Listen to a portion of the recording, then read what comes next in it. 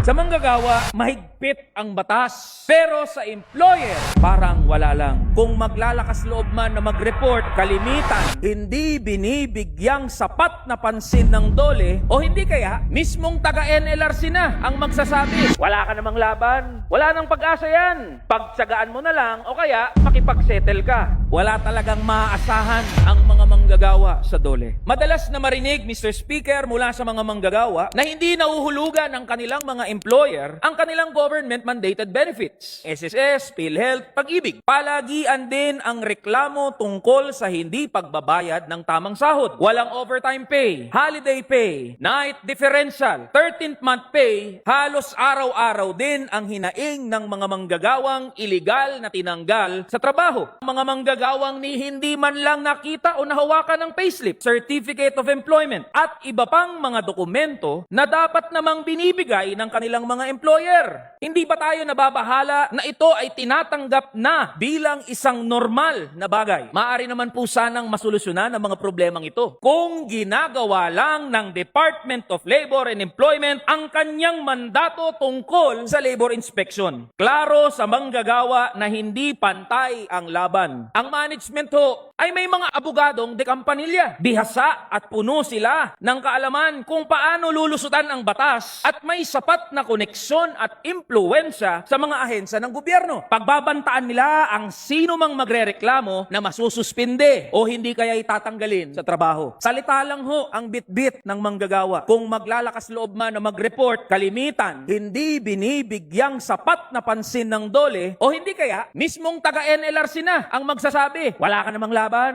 wala nang pag-asa yan. Pagtsagaan mo na lang o kaya makipag-settle ka. Kaya masisisi ba natin ang mga manggagawa kung tatanggapin na lang niya ang kanyang mapait na kapalaran? Kikilos lang ba ang DOLE kapag may nagreklamo? Desusi ba ang mismong sekretary na si Secretary Laguesma? Sa ganitong sitwasyon, napakalinaw ng halaga ng labor inspection, Mr. Speaker, na ating pinagkakatiwala sa Department of Labor and Employment. Pare-parehas ang ating naririnig. Walang kwenta ang labor inspection na yan. Binabayaran at pinapakain lang ng management ni hindi man lang sila kinausap. Ang resulta, report na napakabango. Compliant sa labor standards ang management at 1 taon o mahigit pa bago ang susunod na inspeksyon. Madalas nating makikita na ang mga nakakausap lang ng mga inspektor ay ang mga manggagawang pinili na ng management, na nakausap na ng management. Our call here is for confidential, meaningful worker interviews. Kausapin mismo ang mga manggagawa at alamin ang kanilang tunay na kalagayan. Malaya dapat silang makapaglabas ng saloobin na walang takot na sila'y sisisantihin o paparusahan. We need comprehensive forensic verification. Madali lang mag-produce ng papeles na sinasabing sumusunod sa batas ang employer. Sa huling pakikipag-usap po namin sa SSS, nalaman ang representasyong ito na hindi pinapasa ng Department of Labor and Employment ang mga natatanggap nitong reklamo tungkol sa non-payment of benefits sa kanila. Parang walang group chat, walang coordination. Ang mensaheng natatanggap ng mga manggagawa ay walang pakialam ang gobyerno sa kanila. Ang mensahe natin sa DOLE, panahon na para kumilos. Aminin ang kabiguan ng sistema. Ang mga manggagawa ho ang saligan ng ating lipunan, ang nagpapatakbo ng ating ekonomiya, ang nagpapasweldo sa ating gobyerno. Ipagtanggol natin sila. Magtrabaho po tayo.